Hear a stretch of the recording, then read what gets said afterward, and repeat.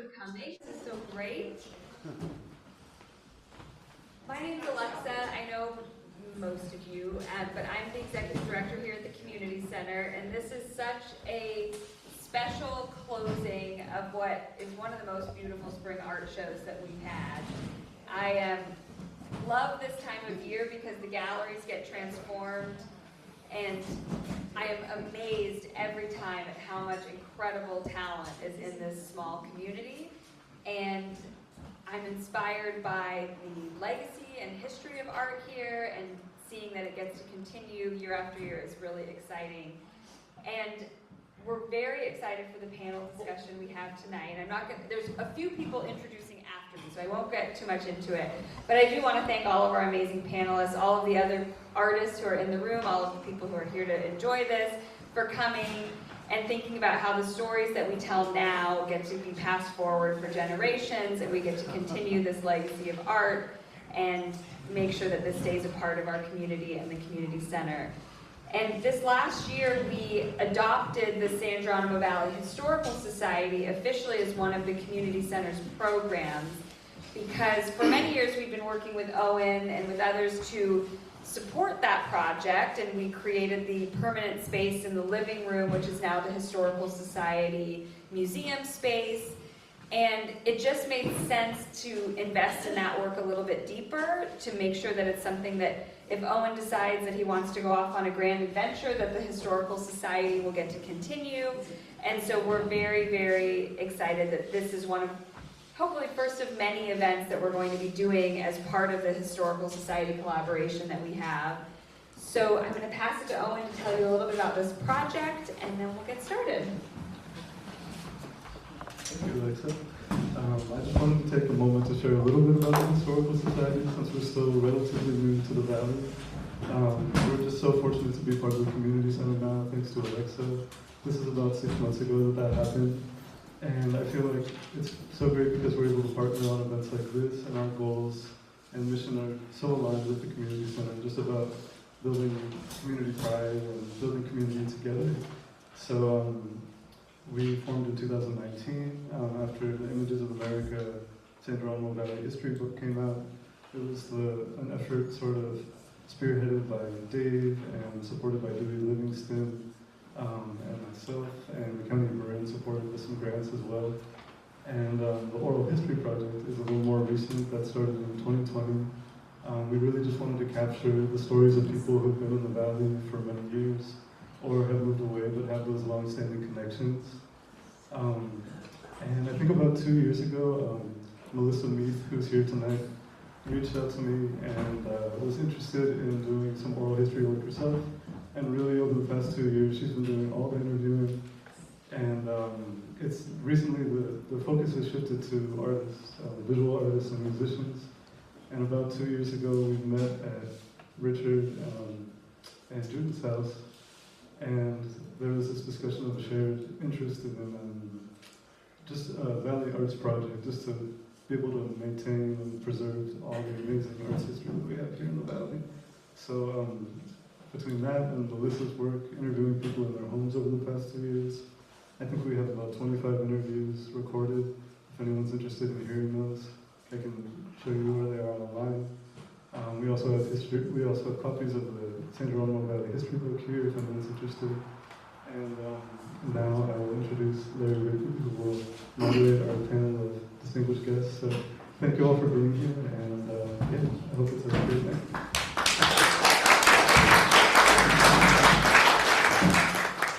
Hi, I'm Larry. I'm going to sit down because I'm going to narrate. Anyway, thank you again for being here. As I said, I'm Larry, the Visual Arts Coordinator. And I just got to unplug.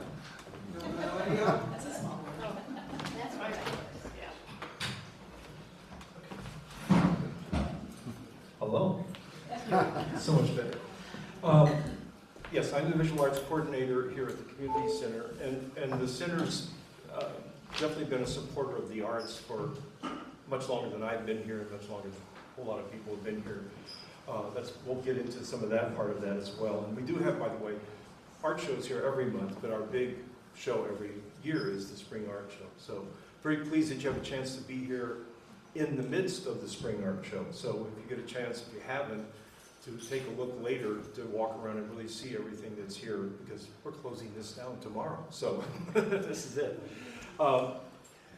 Okay, well, and I do want to thank Owen and Melissa Meade for all that work on doing those oral histories. I've been spending many hours listening to them, and they spent many more hours evolving them. So hopefully you'll have a chance to explore that as well. Okay, so launching into this, this panel, as you know by now, is an outgrowth of the oral history project they've been doing. And what I've been hoping to do with this is to kind of do a further inquiry in what it's like to be an artist in the Valley. And so we picked 4 very active artists who have been part of the Valley for a very long time, have long histories here. So I think my main duty at this point would be to give you an introduction, and you may have a pretty clear idea of who these people are. We have Anne Faught, right there, who is a longtime Woodacre resident.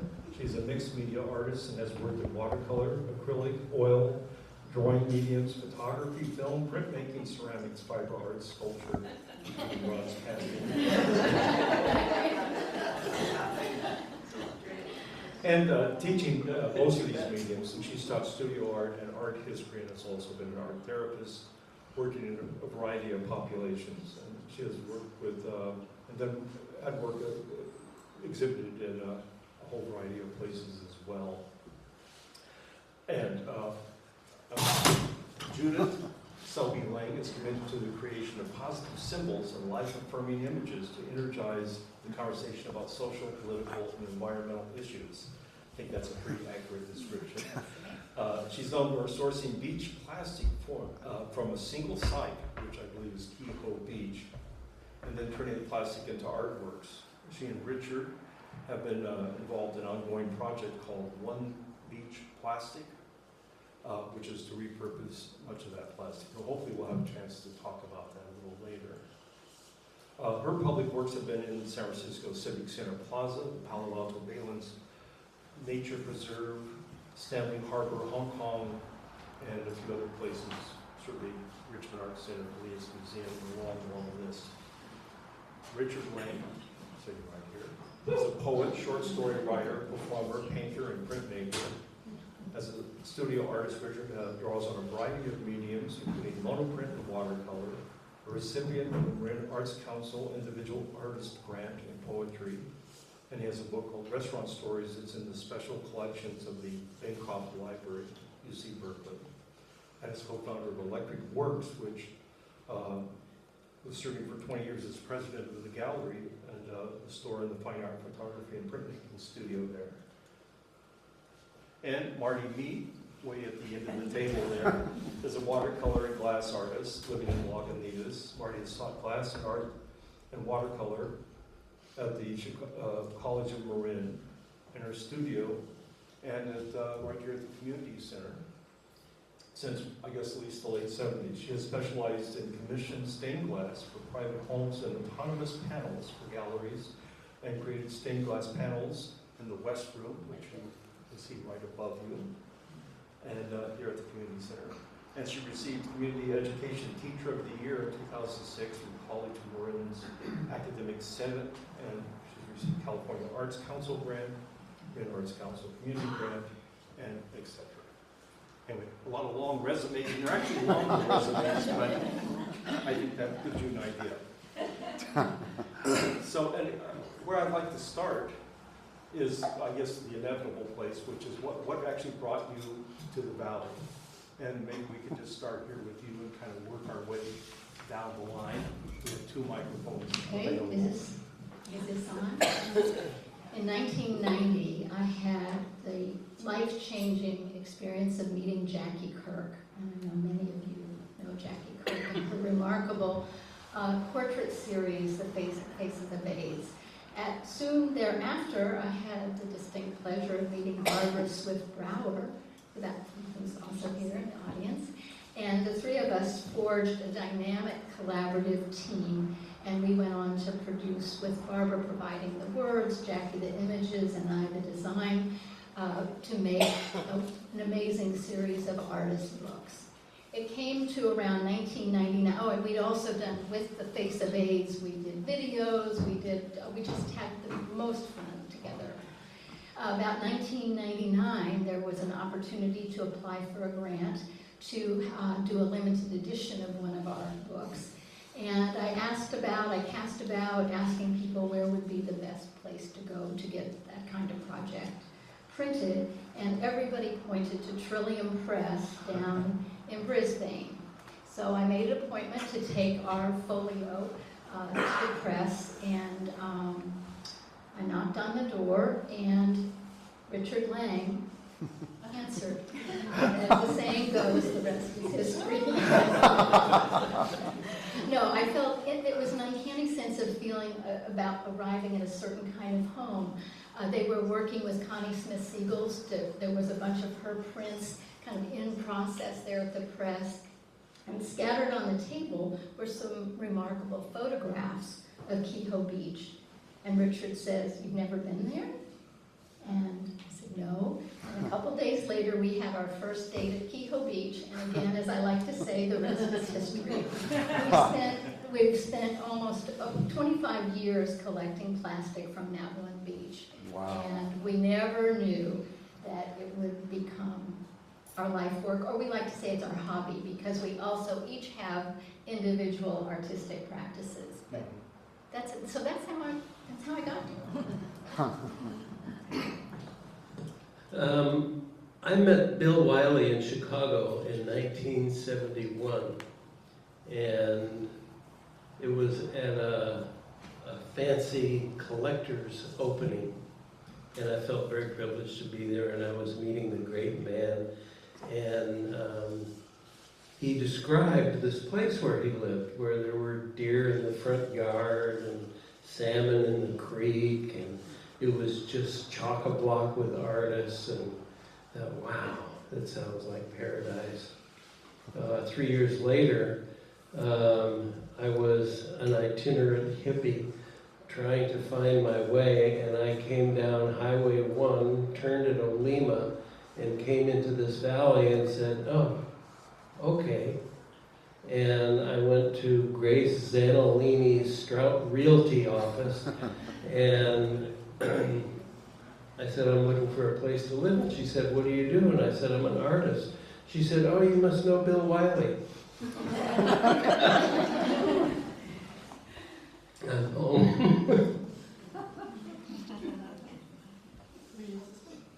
Oh, yeah, we can use this one. Does it matter? My getting here wasn't as interesting. I was actually living in Mill Valley.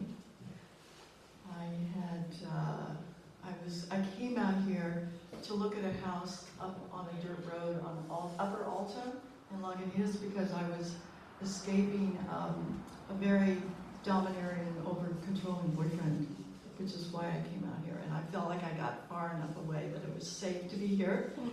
And I grew up in the Ozarks, and I was back on another dirt road, which felt like home. And also, you know, coming over that hill. So that's how I ended up.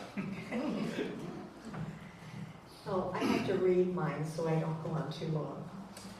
Bud and I were newlyweds living in Culver City, California. Our 3 sons were born there.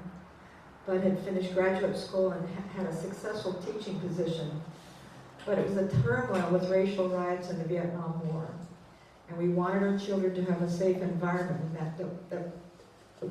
that wasn't happening there. Bud was teaching at San Fernando High School when the students literally locked him in his classroom to protect him from the violence that was going on outside. I listened intensely to the news until he made it home each day. He began sending applications out to other districts in hopes to get an interview. And after several months of rejection notices, we decided to find the place that we wanted to live in and just move there in spite of a job. He drove up the coast heading to Canada when he stumbled on the valley because a cousin lived on Lucas Valley Road. Bud came back for me to see the area, and while we were here, our house sold, and we had the choice to go for it. not realizing that we picked Utopia. I do want to mention that our time in California, though, my brother worked for Charles Ames, the designer, and I was lucky enough to hear and be inspired, deeply inspired by Sister Mary Corita. So things were beginning way back then. I like the accidental quality to all that. They're all kind of moments of discovery here. Very interesting. I have a question that I had written out that I think maybe is appropriate, which is I'm assuming that when you came here and got entrenched in here that you had a real awareness that you were living in an artistic community. But do you think that what happened here to you, was there an impact of living in the Valley and being in this community that had played a role in your development? And I'm sort of throwing it out to everyone. So is it, and you're nodding your head. Yeah. I just wanted to say, because I was in graduate school when I was living up on that hill in Lagunitas, so I was driving by this community center, but I really didn't have any sense of that there was a community out here. I just didn't see it until I had children. And then I saw just how incredible it was. And I wanted to say something about that. When my kids were really little, I came over to the school and complained to Larry Rippee. I said, you know, this valley is full of incredible artists and incredible musicians in all directions, and it's not being reflected in the school. And, you know, we went back and forth about it for a while, and he said, okay, you're going to have to do it, you know. You're going to have to do it. So I took it on and started applying for grants.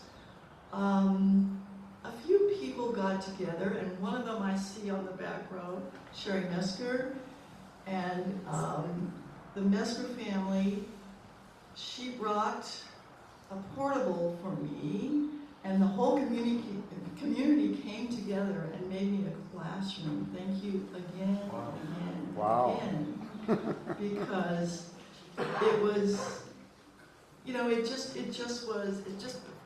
filled it out and became a wonderful effort for our children. And I loved teaching out here the 9 years I did.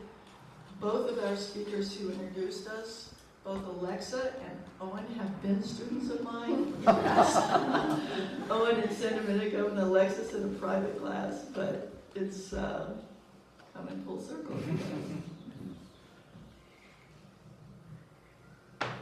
I couldn't hear the question.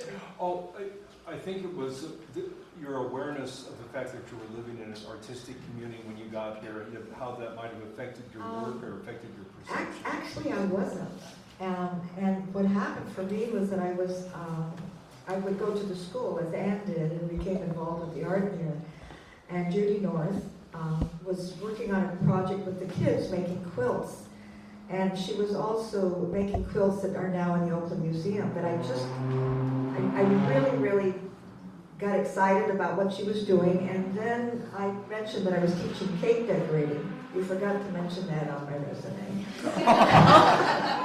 I was a cake decorator, and I probably made, I don't know how many hundreds of wedding cakes here in the Valley.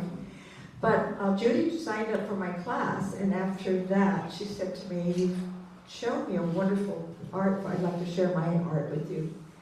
And I did my first stained glass window, not realizing how the impact that it had for me. And 4 years later, I got to study in France with Roger de Carrera, and I had a teaching job at college in Berlin before I knew it. So it all happened, and all during this time, I began, you know, William Wiley, Bill was my neighbor, and Richard, and I mean, there were so many people just around me. But it wasn't a thing that you were conscious that there was an artist community. It just was there, just like the beautiful red that we see here. So.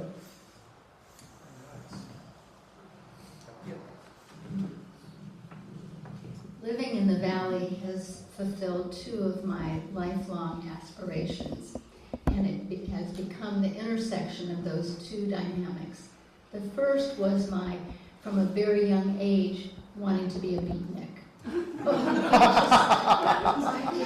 that's why we're all black today. I just wanted to be a beatnik. And come to find out, the epicenter of beatnikdom lived in this valley. Wally Hedrick here, who started Gallery 6, where Allen Ginsberg read Howl, Gary Snyder read that night. It was an epic event that changed the course of literary history, and Wally lives right here in this valley. So that's the fulfillment of my beat thing. It's about as close to that. I mean, I was a lot younger than he, but I feel that affinity for that beat. That beat energy lives here, ever present here in the valley. The other was my aspiration to go back to the land, and I did my time as an alternative lifestyler in Napa Valley, where I lived with no electricity or running water. Now I have much posher accommodations here in the valley, but I still love living on the land, growing my vegetables, and it's very much a part of my artistic. Being in the garden is also a very important part of my artistic practice. So it's the intersection of that beat life and that back to the land life that gives me such great energy living here in the valley. No, I would second that. When I came here, it was rife with hippies, and I never wanted to be a hippie. I wanted to be a beatnik.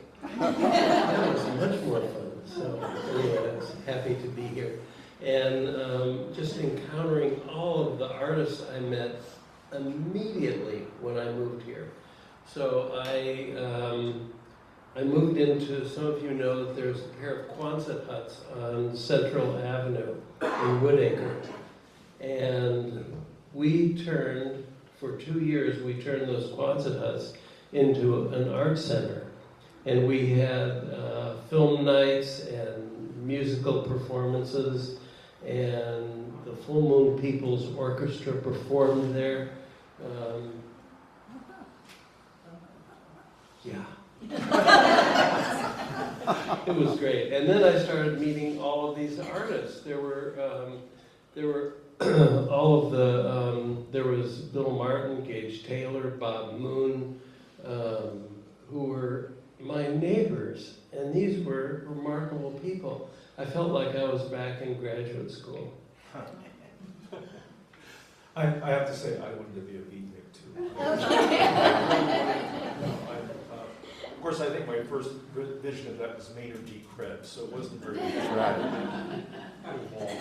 There might be a time for another discussion about the beats because of the literary importance, and I want to bring up Michael Good, who was also a kind of an epicenter person with the Marin Poetry Center. His bookshop and antiquarian efforts there in San Anselmo. I was just seeing his shop up above there. In San Anselmo was where the Marin Poetry Center got its start, and he was a longtime supporter of poetry, bringing into our realm a long list of esteemed poets. Very interesting. Well, back in about 1995, were you here when Ferlinghetti and Michael McClure came, and we had a poetry reading with the Bitmans? Right here. There were real beatniks in the back. Yeah, I think it was, they were looking for Kenneth Rexroth's cabin out in the woods, and they came here. It was Michael McClure, I believe. Michael McClure, Gary Snyder, Ferlinghetti, and somebody else. There were 3 of them. Gary Snyder, that's who it was. You've given me a lot to think about here. I guess what I'll go to, one thing that is obviously kept coming up here is that you're all teachers, or have certainly been teachers, and I think we were talking before about this, and I was calculating that cumulatively you're about over 100 years worth of teaching experience here at this table. But I also hear a little bit of what sounds to me like a kind of a lateral movement here of not just teaching to people, but that you kind of maybe have taught each other within this community of people. I keep hearing names like Jackie Kirk or Judy North, and so would you say that there's been a lot of that also, like kind of kind of a cross-pollination of someone teaching you or mentoring you, or maybe you mentored a teacher, teach others who are other, working artists in the valley? Does that resonate at all? I would say that all my teachers were from the valley. I studied watercolor with Jackie Kirk and worked for Joseph Raphael. I mean, and Wiley was always around, but I did take formal classes that I had to. That they didn't matter. But when I got here. And was anyone else wanting to respond to that? Or? Just that Bill Martin was a TA of mine when I was at the Art Institute, and then he was out here. And I met Jack Hemazar before I graduated from college when I was at the Art Institute, and then they moved out here. So, Right. yeah. Very interesting. Yeah, all the names just in our conversations and all the oral histories I was listening to, there's so many, I jotted down a bunch of them, like you mentioned so many, but there was also Richard Lowenberg, who I don't actually know much about, Bob Miller, Bill Martin you mentioned, I think. Yeah, Richard Lowenberg was one of the first people that I met, and Richard, when we remodeled the Quonset huts on Central, Richard was living there also, and Richard went on to, he was more of a media visual artist, and he was having a show at the San Francisco Museum at the time. The museum saw fit to fund a whole group of artists to go down to Baja and make art, and they came back with some art. It's very I actually remember that show. That was late 70s. It was early 75. Yeah, and I still have a clipping somewhere. I was hoping to show it to you of that, of them in Baja working on different things, floating around in the water, hanging out in the caves. And it included Robert Fried was another name that was on that list. Robert Fried. I don't know if he ever lived out here or not. No, he lived in Fairfax. So far away. Yeah. That's a different panel. We're not dealing with over outside of the Shire. I wanted to mention that it didn't just stop with me as far as learning, but our kids grew up and went to art openings, Bob Hudson, of course, Wiley shows, but that was just part of their upbringing. So. Yeah, that's, that's encouraging too. And that's something, I was hoping to talk about later also, is just where you think all this is heading. But I'll just say one quick thing about the gift of being a teacher, which I did for many years through College of Marin and Santa Rosa Junior College, working with elders and care facilities. But on another note, Richard and I have done a lot of travel, speaking, and hands-on activities using the plastic itself as an art material. Media will lay out a bunch of plastic, and then people just gravitate towards it and start putting things together. And to me, it's like a circling gift. It's something that we have been in receipt of, the creative life that has been bestowed on us, and to be able to pass that energy along to someone else, and to say, hey, look at, well, we like to say it's free art supplies. You just go out to the beach, you pick it up, there you have it. So come on, kids, let's go get the free art supplies. I just wanted to say something that I want to stress, that art is not about the stuff that you're seeing. It's not the paintings and sculptures. It's an attitude of how you do things in the world. And one great example is that mural that's out there in the hallway. Maurice Delmuet painted that thing, and it was in terrible shape, and so we wanted to get it restored. So how do we do it? So Don D'Angelo took a really nice picture of it and did a print of it, and I colored it in as though it were restored, and then we sold copies of the restored print in order to fund the restoration. that's a And those prints are still available. And all the proceeds go to fund the art program, so if anybody's interested, talk to Larry. I wanted just to throw in another little aspect of the mural. Del Mue's brother-in-law, Gottardo Piazzoni, is the one who did the mural that used to be in San Francisco Library that became the Asian Arts Center, and then that was moved to the DeYoung. So there's a beautiful, beautiful West Marin, it looks like the West Marin mural at the DeYoung in the members forum. But what I really liked is that somebody asked Piazzoni what his religion was, and he said, I think it's California. and that's the way this valley feels to me. And for those of you who don't know, Thomas Wood, who lives in Nicasio, is, let's see, that would be his grandfather. Let's see, which one is his grandfather? Maybe Piazzoni, I'm not sure. Well, and Russell Chatham. the Piazzoni family and the Del Mue or Del Mue family are related. Well, they were brother-in-laws. Yeah. Yeah. So, and in case you're wondering, just in case you don't know, there's if you go into the lobby, there's a WPA mural from 1934, and that is the mural we're talking about. And I recall when I first came here, as Richard was saying, it was grungy and very dark, and somewhat child, I hope, engraved your initials on the tree, and there was, and people would lean against it. There was a rope rubbing into it. It was in bad shape. It was preserved by all these efforts and by a real commitment in terms of the community deciding that this needed to happen.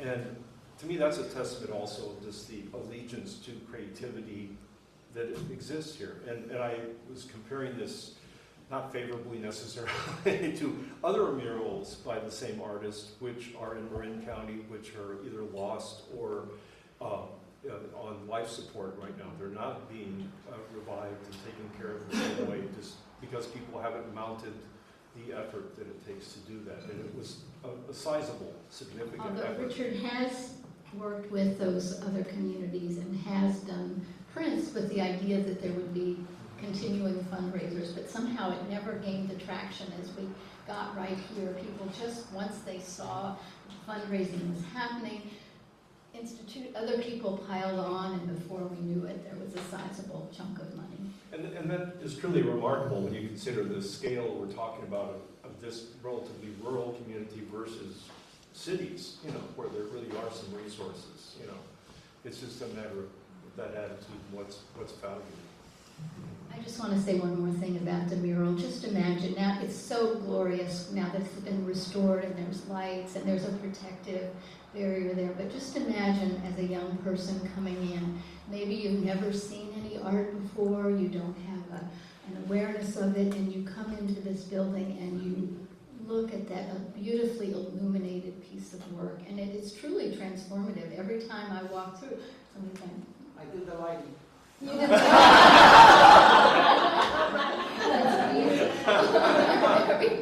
It's full of hot spots. It's perfect too. But I figured it out.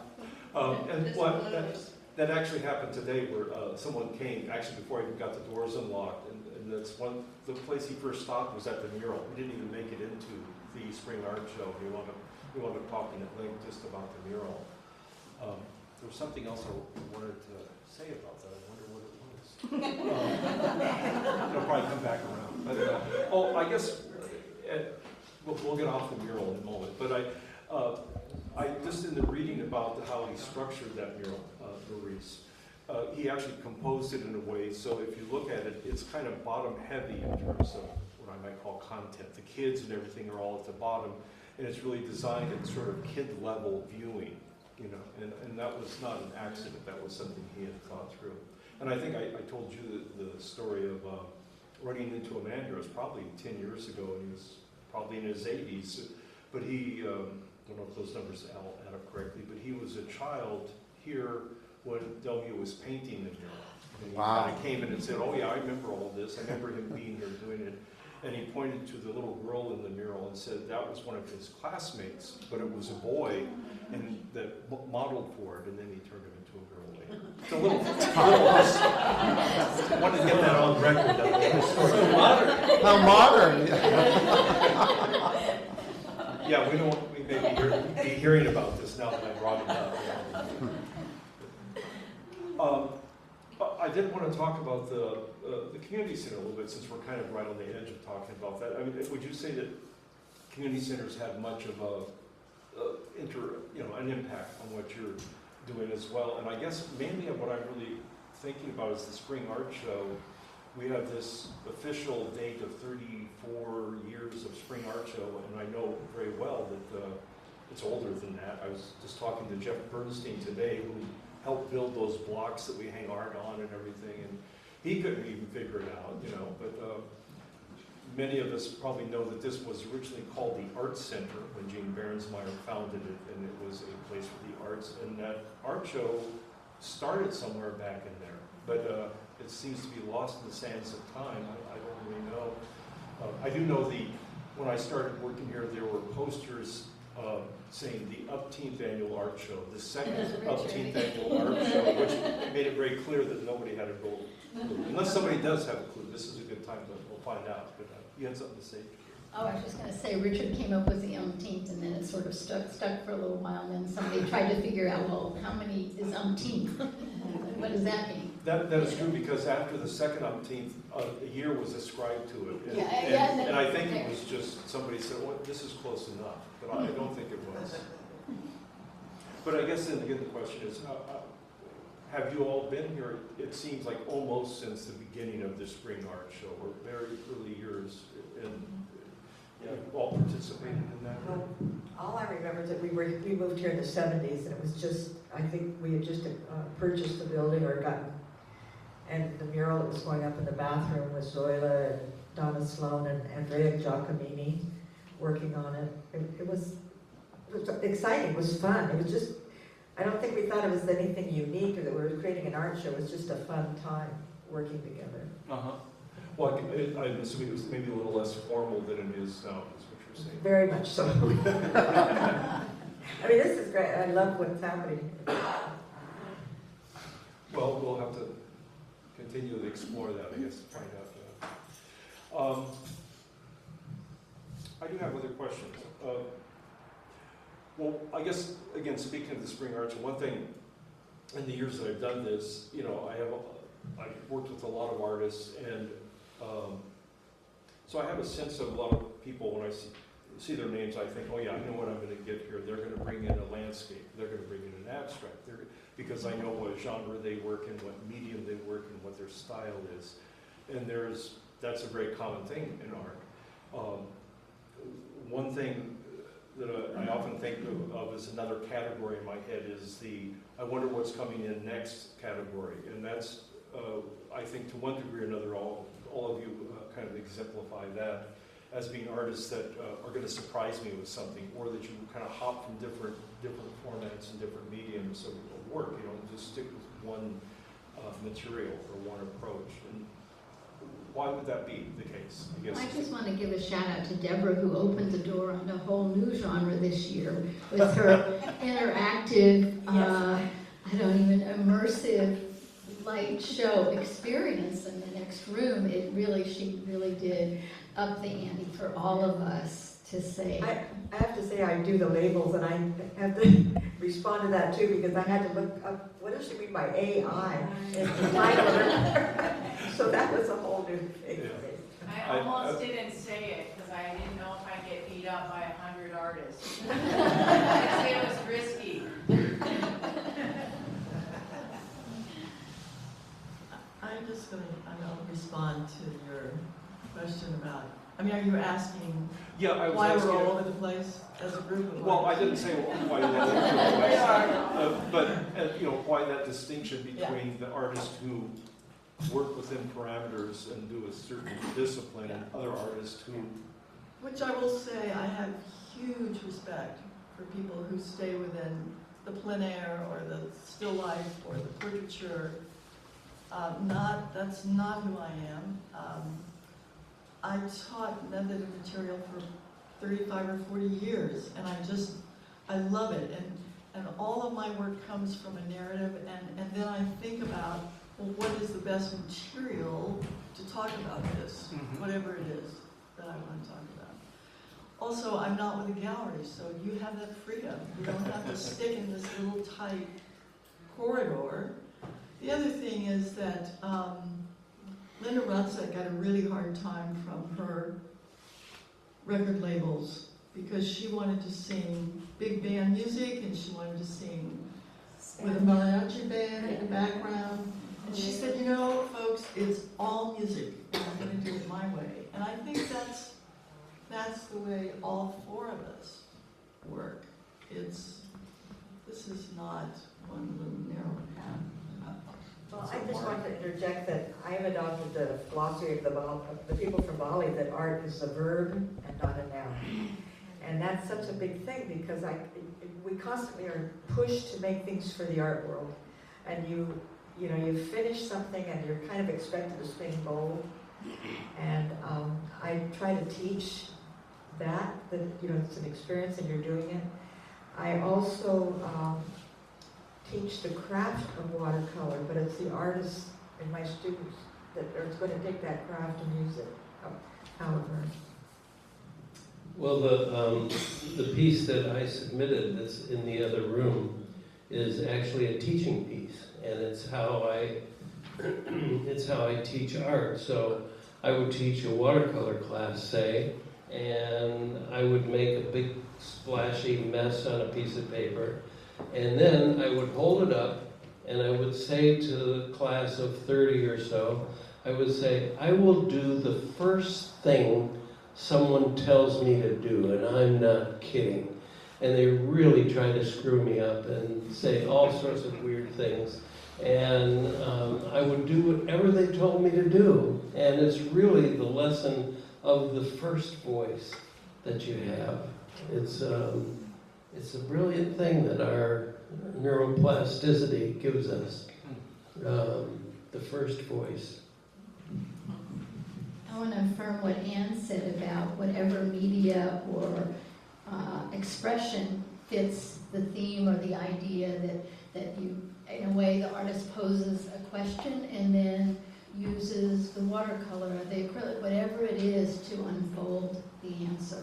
And one of the great things about the Spring Art Show as being an uncurated space is that you can pretty much bring in whatever that you want. Larry is willing to go the distance there and figure out a peanuts. Oh yeah. Oh no. That's a longer story. I had a piece last year with peanuts, and I didn't realize that. A lot of us didn't realize. We didn't, so we put a warning. Peanuts, yeah. Allergies. Yeah. Oh yeah, they had. Oh yeah. Anyway. But if anybody wants to know about the peanut gnome, ask me, because inside every peanut there's a little. It was a great one. Peanuts. So, no, but anyway, the value of the Spring Art Show is that it does give artists the opportunity to be experimental, try something out, and to have a really wonderful, receptive audience and get feedback and learn from the experience. And I have to say, the Spring Art Show, when people ask about it, I say it's self-curated. So, and I again, that's a testament to the community that you can open the doors and have people bring work in, and people are saying, well, I'm just going to bring in something I think is really good, and just leave it up to them and still get a quality art show. That not every community could you actually get away with that. It would get pretty scary. I don't know of another community.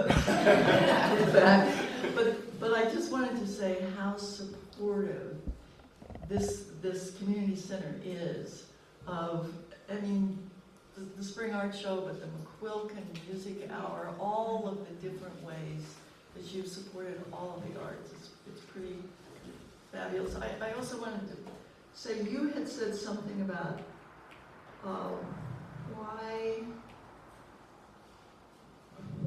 what quality of the Valley kept us here, and I wanted to throw that in because Thank you. I was thinking about that and how different this community is than so many of the other communities in Marin County, and what You know, we're over the hill and we depend on each other in a different way because we're a little more isolated out here.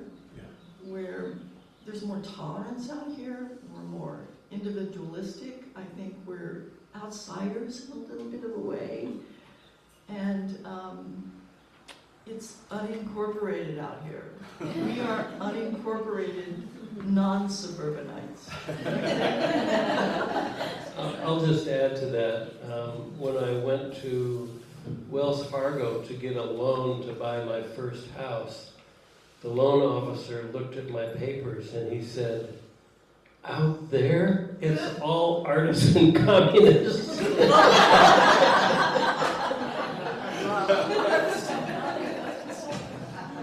The great surprise is driving through the valley. You come here, you can remember maybe that first time, and all you see are the rolling hills and the trees, and you would never imagine that over 100 artists live up these little valley rivulets and up these roads, and I like to say the hills are alive, and they're all hidden, and then for the spring art show they come out. Yeah. And I'm still discovering people that are making art and staying home and haven't been part of this yet, or have just become part of it. It's an ongoing process, so it really surprises me. Okay, I have a lot of questions, but okay, I'm going to use a question from Anne right now, I think, since she used my question. You had a question that says, what was one aha moment you have had as an artist? And I thought that was a really great question, and so I can ask, hopefully, all of you that question. Marty looks like she's... Yeah, I want to start. I saw the movie El Norte many years ago, and it shook me to my core. My grandmother was Pima Indian and taken from her tribe and put in a boarding school. And I realized that that movie said more than 1,000 words. And if that movie could impact me, then I had that power through my art. So I will never forget that, and I'm the product of this boarding school child, but she never lost the connection to family and community and all of those values, and I feel this in the Valley, and I really feel that this center, it kind of has that feeling for me, and I just want. Thank you. Are there any other aha moments? 10 years old, 1960, Dallas, Texas. There were still drinking fountains for black people and white people. Incredible discrimination and segregation. The Dallas Museum bought that gentleman a painting of a portrait of a black man sitting in a chair, the long light at dusk coming across his shoulder. The painting was so popular when it was first introduced. It was introduced at the State Fair, that there were long lines of people. And I want to say they came because they wanted to see the awesomeness of the painting, not because they wanted to see a picture of a black man in a museum. So there was a long line, and there were stanchions, red velvet stanchions that went across the painting. And so you just had a few minutes. They were shuffling people along, moving people along. And when I stood in front of that painting, a light went on, and I went, I made my little 10-year-old heart, I made my commitment to become an artist. Come full circle, 2 years ago for the Spring Art Show, I made a self-portrait exactly of myself in the Andrew Wyeth style, egg tempera on clayboard, and I had a red velvet stanchion in front of mine because I knew the hordes of people lining up in front of me would be clamoring to see my portrait, and I had to hold them back. But it was from that 10-year-old moment that really brought me here, and the opportunity to show it at the Spring Art Show was really a full circle moment. I remember that piece, and I like the fact that that you have the sense of freedom to do that here at the Spring Art Show. And I think one thing that you, talking about that issue of approaching things with different style, different medium, different genre, is, I think one of you said something about the marketplace, which is really an issue, is that as soon as you start doing that, you're a little less marketable. I mean, that's been my impression whenever I talk to anyone who's in a gallery situation, is the gallery end of it, they kind of they have a product. You know, your work is their product, and they don't want you changing the recipe every 6 months, you know. So that is, that's very daring also to do that. Plus the Spring Art Show gives you a chance to be there. Yeah, when I was still at the Art Institute, I had a morning painting class and an afternoon painting class. And I was working on the same piece, carrying it back and forth. And the morning instructor said to me one day, the only thing this painting needs is a lit match. And, you know, you don't forget that. However, I carried the same painting downstairs, and a couple of weeks later, my afternoon teacher said to me, you know, you're one of our very best painters. And what I got from that was, you're on your own, kid. But what I really mean is you have to be true to yourself. You have to be true to yourself. And because there's going to be the Light That Match group, and then there's going to be, oh my gosh. These days, I have a studio in the ICB in Sausalito, but I live here still. And it's so interesting because some people come in, you know, they can only see one piece, and then it sets them into a reverie about their creativity, which is just great conversations. Some people come in and they just look at the view I have out of the window, and then other people, and it's just such a mixed bag, but it's always a pleasure. I also, you reminded me of I painted this beautiful picture over and over again as a child of this little girl coming out of a building and the tree and everything. And the teacher stood at my table with her hand on her hip and she said, you are not drawing that again, are you? And I stopped. And so I veered to the what I call the women's art. That's why I was a cake decorator. And I went to see Chagall, a movie about Chagall, and I thought, damn, I can do anything I want. Did you do your aha? My aha? Yeah. Oh. My aha is waking up every morning here in this valley. I ain't kidding. I mean, I feel so stupid lucky. I mean, to wake up and be in a place where I can see where the sun rises in this group of trees, and then this, and then watch it set, and there may be a martini involved in the sunrise, but I feel completely lucky to just be here in this place. And the only way I'm leaving is feet first. Well, when we briefly talked about something about generations of artists, like families, and then their kids become artists, and something that's always on my mind, especially we talked a little bit about the Spring Art Show poster once, but we get our people together and we photograph them, and every year I see this aging demographic, you know, and artists who are no longer with us that we mentioned. You should see it from this side. And obviously, you know, all these great artists that we could have done an oral history with, if only, you know, just a few years ago. But I guess my question really is, what do you see as like a future to the arts in the valley, a way to sustain the arts in the valley? And obviously the valley has its own changing demographic. Do you have any thoughts on that? Any crystal ball thoughts, I guess is what I'm asking. It's good. Nothing's going to stop it.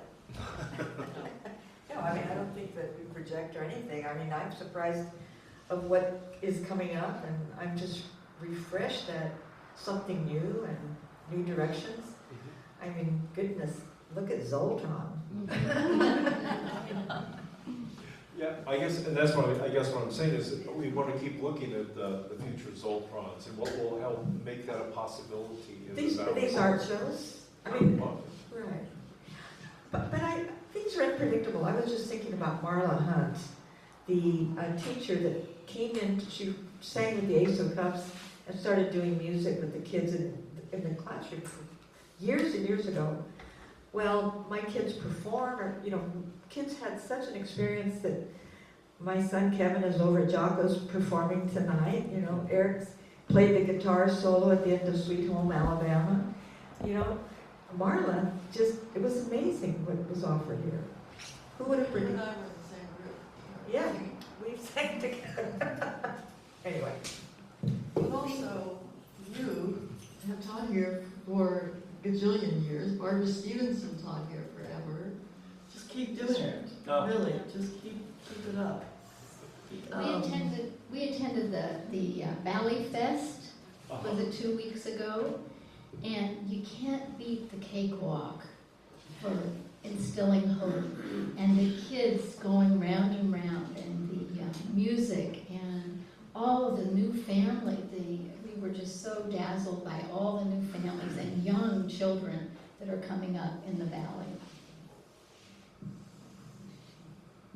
Well, I hope that's the answer. I just, yeah, because I find it a constant effort to kind of say, well, where are these young artists, and who are the people who have time for art or have that commitment to art versus the other realities that have taken over in the valley and stuff. So that's, you know, something we want to continue to nurture here. I was just reminded about Peter Allen, was on the PTA and taught my son how to play bass. You know. No, yeah, he was what? He Big was Brother? janitor. Big Brother in the holding Great, company. Yeah, Big Brother and Holding Company.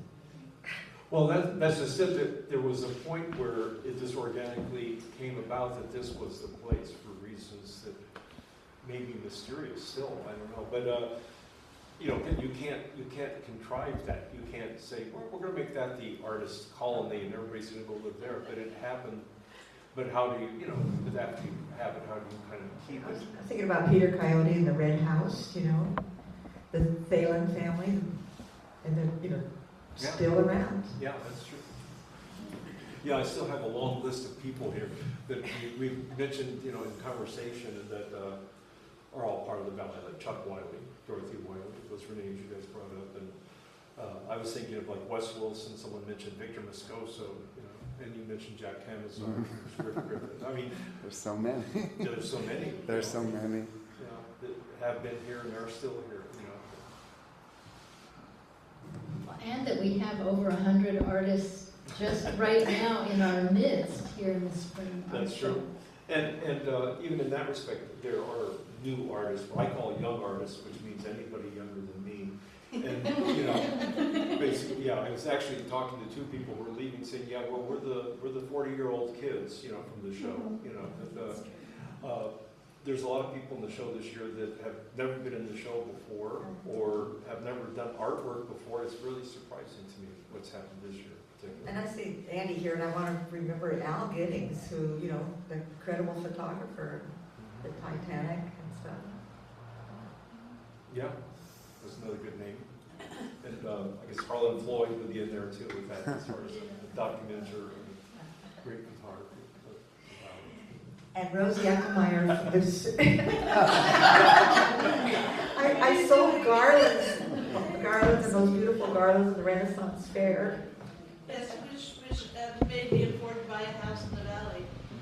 Buy a house in the valley in '72, all with the proceeds of making flower garlands, which were popular during the hippie days in the city, and then they just got real popular at the fair.